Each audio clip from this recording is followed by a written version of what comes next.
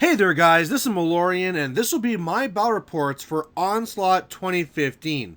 This is a local tournament that's been going on in Edmonton for a long time. There's actually two of them ran a year now, and they run, 40K, fantasy, dystopian wars, everything. And whereas I used to go in fantasy, now I'm doing War Machine. And more importantly, this will be the first tournament I am taking the Buccaneer Brigade to. That's this list I've been loving right now, with 12 Buccaneers, a Talon, and some Kayazi thrown in, and I really just can't wait to see how it does in a tournament setting. Now, along with it, I have paired a list with Gorton. I was playing around with some shooty versions, some stuff like this.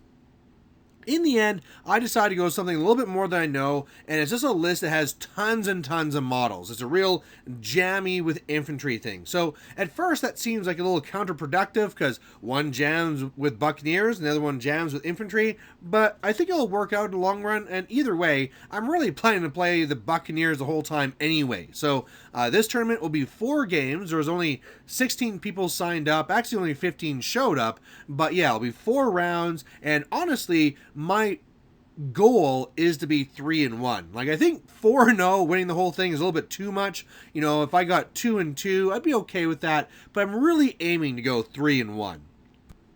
Alright, so first game here, I'm going with my Buccaneers because, hey, that's the plan. Plus, I'm up against my buddy Chris Dancox, and he wanted to go up against the Buccaneers anyway. He was like, please, you can pick my list if you want. I just want to be up against the Buccaneers. And I was like, pick whatever you want of yours.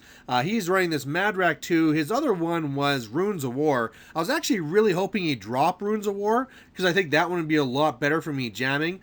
This one here, Madrak can do a lot of damage, especially with that feat, because he gets a lot more extra attacks. He can really get through those Buccaneers. Plus he has these burrowers, and burrowers are always a problem, especially if I'm trying to jam you and these guys have AD and can burrow. It's a real issue, but hey, if I just let them come up, do some damage, kill them with a Kayazi, I could move on from there. Alright, so this one here, this is a great scenario for my Buccaneers, and this is going to be Incursion. So, hey, I can pick whatever flags I want and go for it. I actually won the initiative, and I decided I wanted to go second. There's really no need to go first here. I could run up there and get into him, but they'll just like slam into me. So I think it's better to go second. He can burrow, I can get up into them, and then after that, I'll have the first chance to score. And that's always the best thing on something like this on Incursion. There's a lot of times where I get 3 points in one turn because, hey, you jump in there and you just make it happen. So either way, he goes first, and he kind of surprised me by not burrowing. Looking back at it, it makes a lot of sense for a couple of reasons, but most importantly, it really blocks me. So normally what I do here, if the burrowers were burrowed, is that I could get all the way there into the fen blades. I could be at that wall over there. That's a great position, but now they really keep me back, which is allowing the fen blades to get charges and do that extra damage. So that's a pretty good move on his part there, and otherwise there's not much to it. I'm going to do the same thing. I'm going to go up there and feed into him and just do the best I can. So this is what I do. I put up my focus. Usually it's on the middle 6, but these ones I did here on the outer flanks because that's where I need to actually get around these burrowers. And post-feed it looks like this. So you can see there how far I can normally get with the other Buccaneers. So if the burrowers weren't there, I'd be up the wall and really holding him back. Now, not only is he going to get charges, but that means that he's setting himself up so that he's really in there contesting that center flag. So the idea of trying to get 3 points at once will be a little bit difficult. So on his turn, he comes at me and does some pretty good damage. You can see where the burrowers burrowed there, just like I kind of expected. And otherwise, he comes into me, smashes me up, destroys a couple Buccaneers. But the one thing that I was glad he didn't do is he didn't pop feet, because he could have done a hell of a lot more damage. And he didn't, so that's great. He held on to it, and now looking at this, I can easily score on the left flag. I can easily score on the right flag. The middle one will take some work. So there's really just like this handful of models in there. I kind of really wish my Kayazi were further up, or that my eliminators were more central, but hey, whatever. I put them on the flank so they could score on flags. But yeah, if I can really kill them and go up on 3 points, that'd be fantastic. So that's what I do. Each of the eliminators go to their own flag, so that'll be 2 points in the bank there. Otherwise, I'm kind of getting in there, trying to stab the best I can, and it goes okay. I allocate some focus, start stabbing the Fen Blades. He's not making his tufts. It's going well. But one of the mistakes I made is if you look at Buccaneer number 3, he was not on the flag. So that was a little bit of a positioning mistake. If he was a millimeter back, it wouldn't be so bad. In the end, Magnus actually moved up and used his spray to kill the last guy there that was contesting, so I could score on that flag. But in order to score then on that flag, that really meant that I had to get up there with my Kayazi and get into there. And I had to be all within 4 inches. So whereas I like to be a little bit further back to be surrounding Magnus, I have to be that close just so that I'm close enough to score on it. And the reason why scoring that flag is so important is because I really feel that with his next turn, he's going to smash so much that if I was only at 2, I don't think I could get to 5. Like this way, if he smashes through the center, I can still try and go for the outer flags. But sitting at 3, yeah, no, if I can survive, I'll be okay.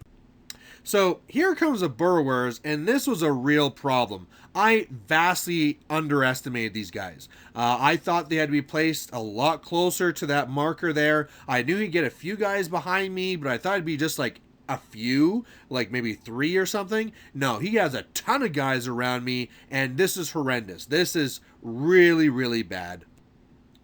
And so what happens here is that Matter comes up here and feats, and this is just deadly. Like, this is why he didn't feat the first turn, actually, is because by feeding now, all these Burrowers gets an extra shot, and that was actually his game plan. He was wanting to do the assassination, and this was his way the entire time that he was planning to do this. So these Burrowers start shooting me, and it's hard to hit me, but when they do, it's these freaking POW 14s are ripping me apart. I mean, like, he gets some pretty hot dice, but it didn't matter because even after this, on their own activation, they could aim and do it all over again. So yeah, Magnus gets shot, he dies. By the way, an interesting interaction here too is that even if a Buccaneer would have knocked me down, it wouldn't have saved me because these guns get used as point blank, so they get to count as melee attacks and would have gone past feigned death. So there you go. I lose this one. Really bad way to start off the tournament, but I still feel I needed to go for the 3 points. My biggest mistake was not having Buck number 3 on the flag. That was just poor positioning. Otherwise, the Kayazi assassins would be further back. He'd have to spend his turn trying to kill them, and then what he actually did was ran a warder to each flag to contest. So basically, if I could kill one warder on each side with the eliminators, then that way I actually would have won. But hey, it didn't work out that way. Poor positioning. This one's totally on me. Bad positioning and underestimating the Burrowers. And hey, on to game number 2. So game number 2, I'm looking for a comeback, and I'm up against now Curtis and his tier 4, I believe it is, Butcher 1 list. This one's really fast. They get advanced move and all these fancy things, and should be really interesting. So this is the first setup here. With this, again, I won the initiative, and I took the idea of actually letting him have first turn. The reason for this is that if I go first and I rush on up there and try and block him, he will smash me hard.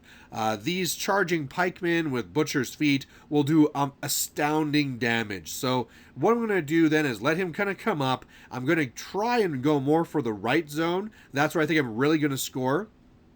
That wall and that building thing being there really is going to help me stop the cav, and then really hopefully later my Kayazi and eliminators can really work on the left to clear out the left zone.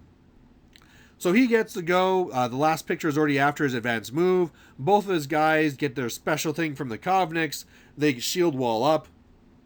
On the left side, that means a couple of guys are in the zone. On the right, they're out of the zone. The what he has Iron Flesh on the left unit, he has Fury on the right unit, and his cav is up to the wall. And this is great. This is okay. So now I can go, I can do my feat, trap the cav out, trap them out of the right zone, and really just try and stall them. A big thing that I like with this terrain, too, is that I need to keep these Devastators out of the zone, because if they get in there, that'll be a lot of trouble. But if they're blocked because these pikemen are in front, that'll be fantastic. So I come up here, again I allocate the focus more on the right side Buccaneers so that they can really get to that zone. And this is after feat, so, you know, my Eliminators are up there trying to stop him from swinging around. I have him blocked at the fence there. I have him trapped there with my Buccaneers, and I can have layers coming up behind. I'm trying to get a little bit better, too, with my Kayazi. I want them to be a little bit further up, so you can see where I got some of them further up, but I need to find a better initial deployment that's not going to send the Kayazi so far back. But either way, liking how this is looking. So on his turn, he pops his feet, and he destroys 4 Buccaneers. So, yeah, they hit really hard with that, especially with Fury. I mean, those guys are hitting at straight dice and, like, getting 3 dice, and they just do a ton of damage. Talon was a champ, and he's kind of holding out there. Otherwise, on the right, he was able to knock one of my guys down. That's another thing, too, is that where I was hoping he was going to have some misses, he kept on getting these crit knockdowns, and then, yeah, I was done for. But either way, losing these models, not so bad. He has nothing in the right zone, so I'm going to try and get in there and, of course, score there. And then I only have to kill 3 models on the left. Now, he's in there. He has Iron Flesh. Both units also mini-feated this turn, so they also have extra armor. So killing them is going to be very, very tough, but I'll try.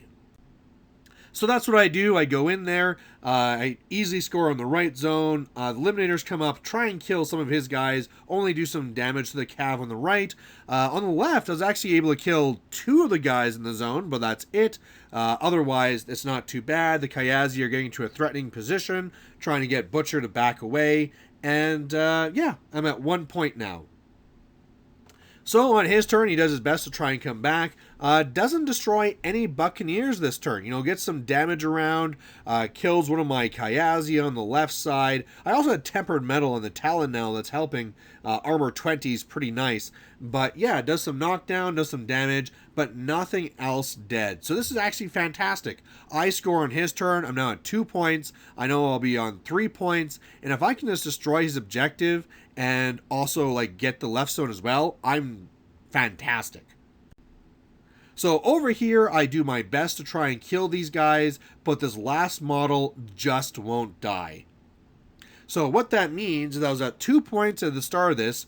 I got 3 points for doing my zone again. I did an obliteration to his objective and then charged in there with the Eliminator. I was able to destroy his objective with that. That's actually some pretty hot dice. I thought I'd need some Kayazi to finish it off, but that was it. Like, I'm already at 4 points right there, so if I could have killed that one model on the left zone, I just would have won. But either way, I'm at 4 points right now. I'm in a very dominant position. You can see I killed off 2 of the Cav models on the right, so everything's looking fantastic.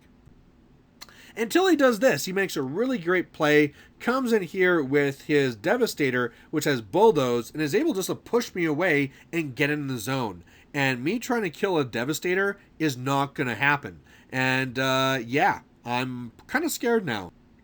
So, end of his turn looks like this. He kills off some Buccaneers. Talon's really messed up, so he's still alive, but whatever.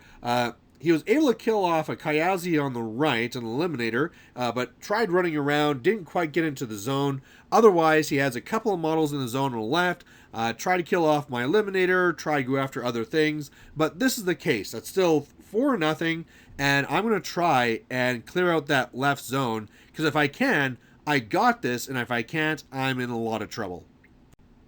So that's what I do. I send in the Kayazi and the Eliminators, and yeah, at this point here, I got some guys behind him, so I'm getting backstab and cool stuff like that, and even though they could have scored it, I ran over here Magnus for the touchdown, and I win my scenario. So this was nice. You know, this was one here where I was up against another fast jammy army, but because he didn't really see how fast I was going to be, I got the jump on him before he got the jump on me. So that worked out fantastic, and was really just a really fun game. All right, so we are now 1-1 and going on to this next one up against Tyson. And this will be his Menoth. Now, this one's going to be a little bit interesting. He had Harbinger and also this one here, Fiora. Now, Harbinger can be bad, but could also be good. If I can catch her before the feet, I can then kind of get right in there, and Harby's feet doesn't really do anything. But he went with Fiora, which has Adjudicator, and yeah, the Adjudicator gets in, I just can't do anything to it, and meanwhile, my assassins really don't like fire, so this one could be tough, especially because it's this scenario here. It's only the one zone, and yeah, if he gets in there, I just can't do anything about it. So there you go. I'm going to try and get up there. Again, I think terrain will really help between that wall and the piece of obstruction on the left. I'm just going to try and trap the Judicator there, really trap all of him, and see what I can do. So again, I won the initiative, and because he had no ID, I said, yeah, go ahead, go first. He basically goes on up. He has escort up, but otherwise, yeah. The two Reckoners are trying to threaten the zone, but I'm going to be right on them right away. So this is pre-feat. I have a couple of models that are going to be going more of the centrally, two dedicated for the Judicator. Of course, I want to get something at that wall. Now, the Zealots will be a real problem, because if I don't jam them properly, they can just pop their little mini-feet and get in, and I don't really feel I have enough that can get to them to actually block them out. So after the feat, it looks like this. So I have, like I said, two models on the Adjudicator, one at the wall, two that are holding the Reckoners back, a whole line that's on the actual, zone there. And then I tried my best to block the Zealots out, but there is actually a gap between Buccaneer 2 and Buccaneer 7. And so they can run through there. Now, I am actually kind of tempting them as well, because they kind of almost like to just walk up and fireball my eliminators. If they do that, that'll be fantastic. But yeah, they might run into the zone, and that'll be a problem. Alright, so on his turn 2, that's exactly what he does.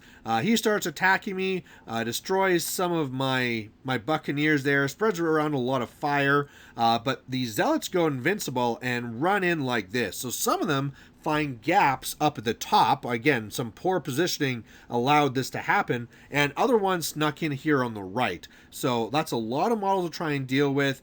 He's starting to do some real damage to me, and this made me stop and wonder what the hell I'm going to do, because looking at this, if I don't start scoring now, I'm toast.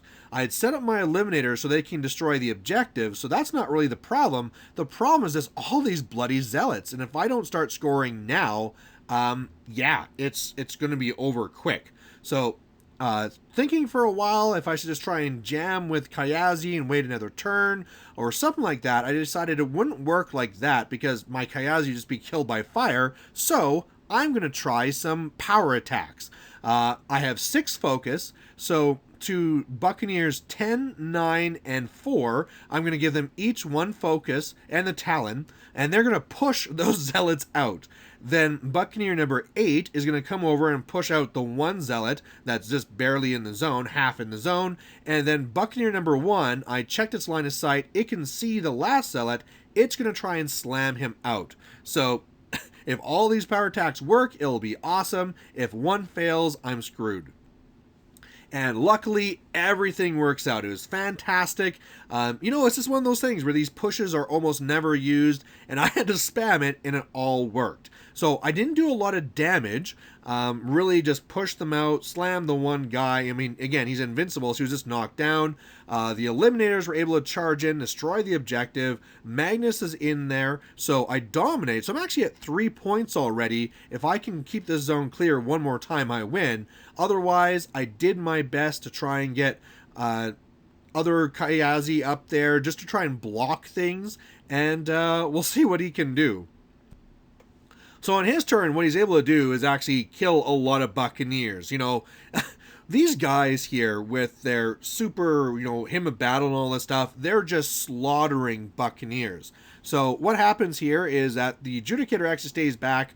An auxiliary attack allows him to destroy one of the Buccaneers, but otherwise he does some shooting just to put things on fire. The one Reckoner kills off the one in the way. Fiora comes up here, pops feet so she can move all the fire to my Kayazi and to Magnus, and then eventually after that, a Reckoner is going to run into the zone. So this is really, really bad. The Reckoner is actually going to be a little bit further back because one of the things it's totally my fault is that I forgot to bring all my extra rec markers. They're doubling as flags, and so I had them in my tournament kit for the tournament I ran last weekend, so I didn't have enough rec markers. So whereas the Reckoner got to where you saw there's actually a destroyed Buccaneer there that Fiora destroyed, so he's going to be a little bit further back. But yeah, looking at this, having that Reckoner in, that's a real big problem. If Buccaneer number 8, who did a push, was facing still the top of the board, because you don't need to be facing directly to push, I could have done a slam to try getting him out, but now I don't really have a lot of options. So really, the only play I have this turn is to go around and try and push the Reckoner. Now again, when he gets moved, a push will be within enough range. But the problem is that beating a Reckoner in strength, I basically have to roll a 6 and he has to roll a 1. So the odds are not good, but I might as well try.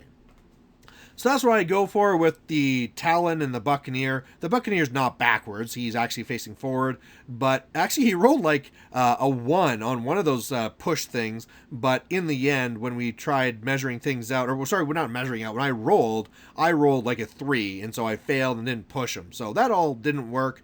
Otherwise, her fire slaughtered my Kayazi. All the eliminators are dead.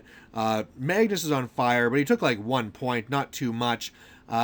The one Buccaneer that was blocking the Judicator turned around and stabbed the one Zealot that was in the zone.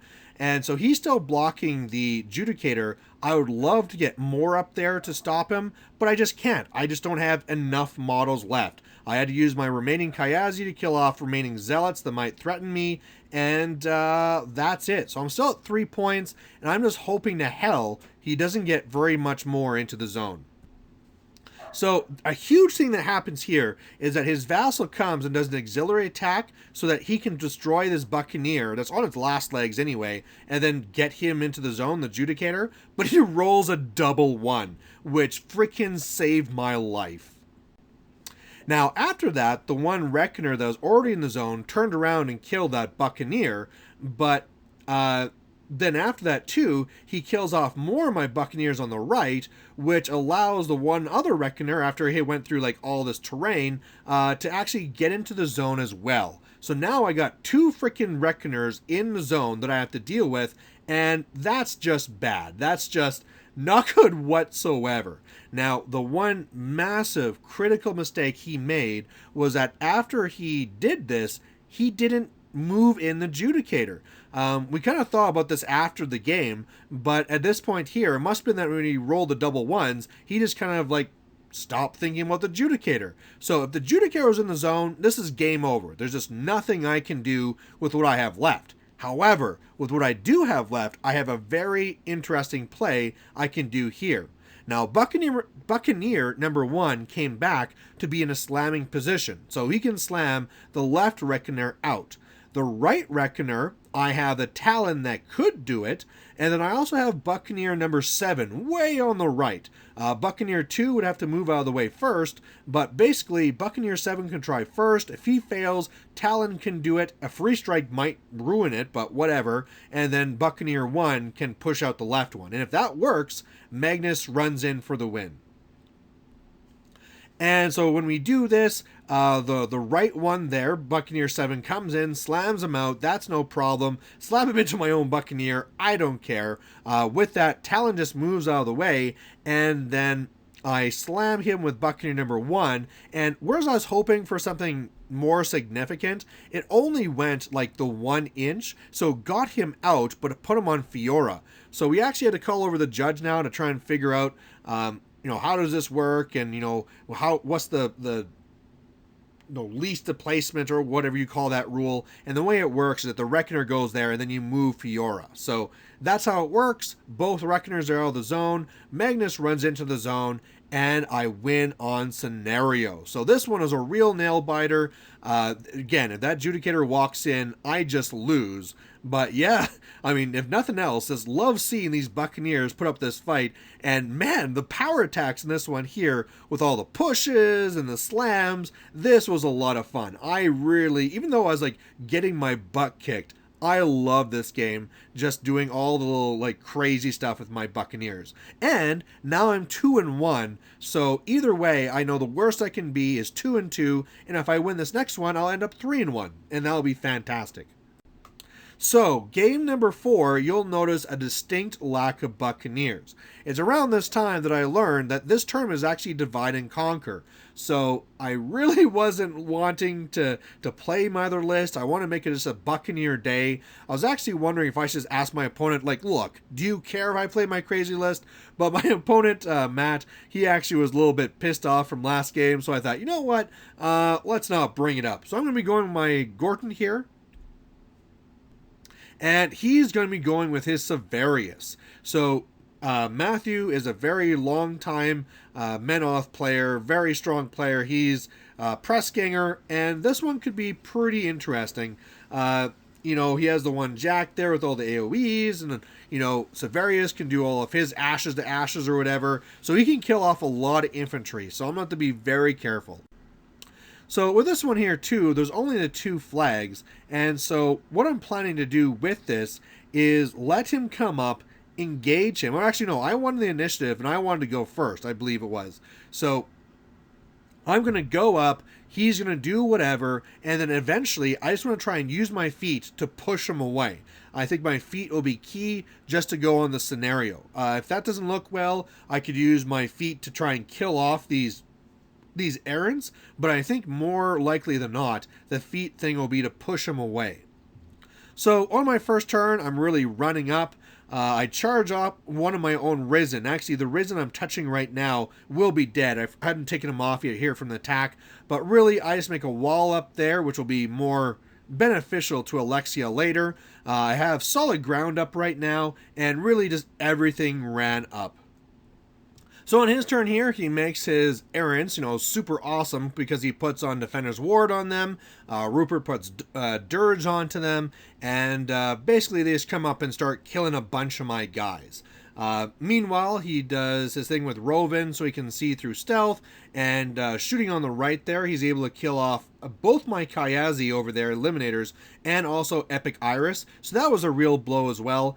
Killed off like one Nis as well, but looking at this isn't too bad. You know, he has his Avatar up there doing his Eye of Menoth and all that annoying stuff, but what I plan to do here is actually, maybe I could have feeded if this wall was in my way, but it is, so I'm just going to continue to jam. I'm going to get in there, kill what I can, do a big combine into his Arc Node to try and maybe take out the Arc Node, but otherwise just try and get a little bit closer so I can be better set up for a feat later on. So that's what I do. I decide to keep the wall, of course, because it's there for Alexia. I come over here with my Risen, they start getting in there. I go over and I make a Thrall that charge into his Avatar. Unfortunately, I miss. Did a little bit of damage, I believe it was, with Hawk who came in, and then he just enlivened away. But otherwise, I was able to charge in and kill his Orin Midwinter, so that was pretty nice. My Orin Midwinter is saying no magic. Did a big combine into his Arc Node, and I did destroy the Arc Node, but I did destroy, I believe, the movement, so that's not so bad. Otherwise, yeah, I'm just kind of in his face. Gorton, I'm not happy with what I did. I think because I was a little bit scared, I didn't go further up. I still wanted the wall, and yeah, you really want him not on a wall so that he can charge up and really get his feet really pushing hard. But either way, I want to be closer to the right flag so that when I do it, I can score on that one flag right away. So going on to his turn now, on my turn, I actually I think he actually like tricked me into this, but I was like, oh, should I upkeep solid ground? He's like, oh no, you might as well not. Your control area is so small. And that was a dumb move, because this turn he kills a lot of guys with blast damage. So one thing that's really awesome is that he comes after my Pressgangers, and look at those toughs, just tough. So that was awesome. He was able to kill my Orin Midwinter. He's really trying to kill off a lot of my Risen. I think he's worried about Alexia going after the Avatar or something. I'm not really sure, but he really was going after my Risen. Of course, killing off Pressgangers. Another thing that was annoying this game too is that with this Dirge, he kills off Hawk here, and now he's just going to make me take command test after command test after command test. So that really sucked, but I didn't really lose off too much. Did lose a lot of NIS though. Wow, I lost like 5 NIS that turn. That really hurt. But now I believe I'm in a really good spot to defeat. I'm going to be able to catch all the way up to the Avatar, I believe. If I go up to my flag, I can move his stuff back. I can score on the left flag. I can try and kill off a lot of his errants with the lower defense. And if I do that, that'll be pretty good. So part of it was a little bit interesting. I came over here to the flag, did my big POW 16 shot from Gorton into his arc node. Actually did like almost no damage, but then he enlivened closer to me, but it didn't really matter because then I still pushed him back the 8 inches. After that, really, it was just a matter of trying to kill off the best I could, especially Alexia getting in there and doing her thing. I got a little damage on the book already. You could tell I killed a lot of errants, and I was able to push enough away here that I could almost score on that left flag, but there was just that one last errant that just would not die. Of course, you know, if I would have actually scored enough, he could have just gone and passed it off, but I just kept on failing to hit with my eliminators and failing to make armor. So with that, it didn't really matter. So whatever, Gordon gets to my flag, I get to 1 point. Everything just kind of moves up a little bit more on his turn. He won't be able to do too much because it'll be pretty slow. So I'm just waiting to see what he does.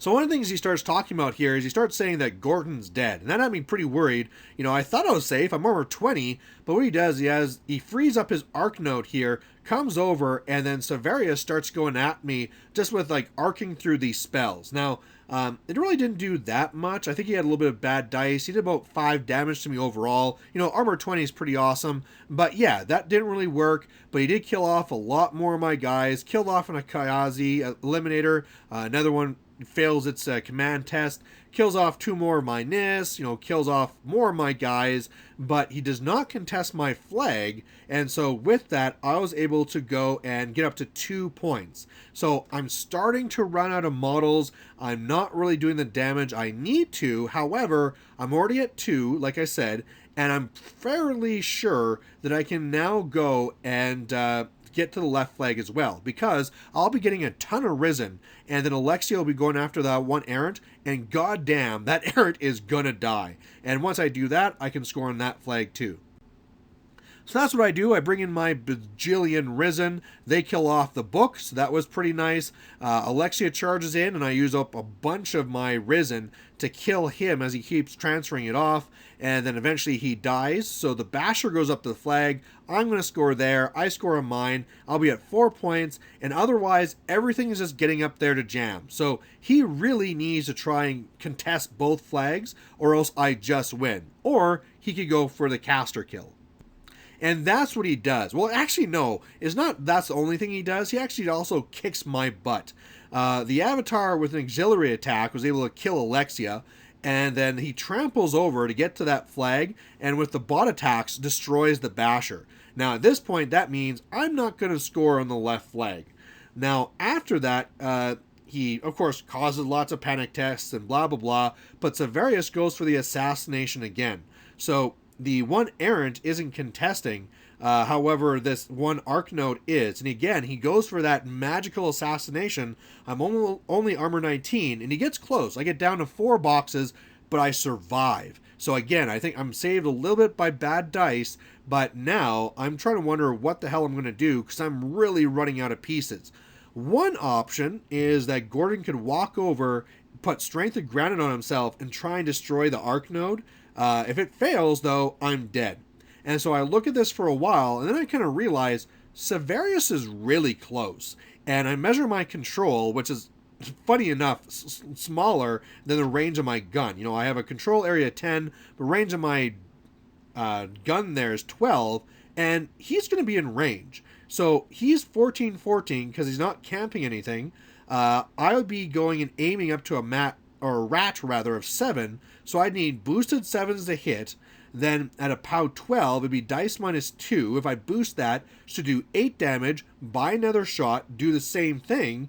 That should kill him. So I think that has a higher chance than killing the arc node, so that's what I went for. And it worked. I rolled my first one, spiked the dice, so I pretty much knew I was going to be good for sure. Do the second shot, and I kill Severius. So he was kind of kicking himself. He's like, oh man, there's no reason why Severius should have been that close. But it's just one of those things. At that point, I had not really put any pressure onto him. And yeah, he just got a little bit too close. And that double hand cannon, whether you take 2 shots or whether you go for the POW 16, it's pretty damn dangerous. So I actually win this one by caster kill. So at the end of the day, I ended up being 3-1, which I was very happy with. I didn't get to play my Buccaneers through the whole event, but I still had lots of fun with them, especially that one game with the power attacks. All those pushes and slams. That was awesome. So at the end of the day, the way it worked out is that they didn't go with top table variant. They went with the control points being the second tiebreak. So I actually came in second. So that's awesome. Coming in second. First place was also another mercenary player. He was going with Fiona and with Durgan. So that's awesome. We got mercenaries taking first and second.